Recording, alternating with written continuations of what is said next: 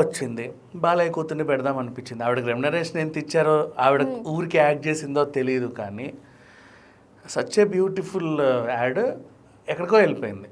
Siddhartha fine జ్యువెలర్స్వి వాళ్ళ సంస్థలకి ఉన్న ఆ రెప్యుటేషన్, ఆ ఇమేజ్. నన్ను అడిగితే నీకు తెలుసా బాలయ్య కత్తిరించిన తర్వాత వారాహి 3-4 తయారయ్యాయి బ్రాంచ్లో. ఇవి కూడా ఊరంతా బ్రాంచ్లు వస్తాయేమో అనిపిస్తుంది. కానీ నాకు ఒక డౌట్ వస్తుంది సార్, ఎంత పెద్ద సెలబ్రిటీ వచ్చి అక్కడ ఇది చేస్తే కానీ బ్రాంచ్లు పెరగా ఉంటారు కదా, నిజంగా బిజినెస్ రన్ అవుతుందా సార్? డబ్బులు లేని వాళ్ళ దగ్గర ఎప్పుడైనా లేని వాళ్ళలాగానే ఉంటారు, ఉన్నోళ్ళు ఎప్పుడు ఉన్నలాగే ఉంటారు. వాళ్ళకి నీడ్ ఉంటే కొనుక్కుంటారు, అంతేగాని బాలయ్య వచ్చి కట్ చేశాడా లేకపోతే హీరోయిన్ వచ్చి కట్ చేసిందని చూడదు కదా. ఎందుకంటే కష్టపడి పెట్టే డబ్బులు కదా సార్ అవన్నీ. అలా ఉంటుందంటారు. యాక్చువల్గా గోల్డ్ ఎప్పుడైనా సరే ఏం చేస్తారు చాలామంది, మ్యాక్సిమం నాకు తెలిసినంతవరకు 50% జనాలు ఏం చేస్తారంటే మనకి తాతల కాలం నుంచి ఎవరి దగ్గర అయితే చేయించుకుంటాం వాళ్ళ దగ్గరికే వెళ్తారు. అంటే వాళ్ళు కూడా నీట్గా చేస్తారు. బిస్కెట్లు ఇంత అయ్యో చిన్న చిన్న బిల్లలు కొనుక్కొని వాళ్ళ దగ్గరికి వెళ్ళి దిద్దులో లేకపోతే పాత బంగారాన్ని మళ్ళీ ఇంకేదో చేయించడం అక్కడికి వెళ్తూ ఉంటారు.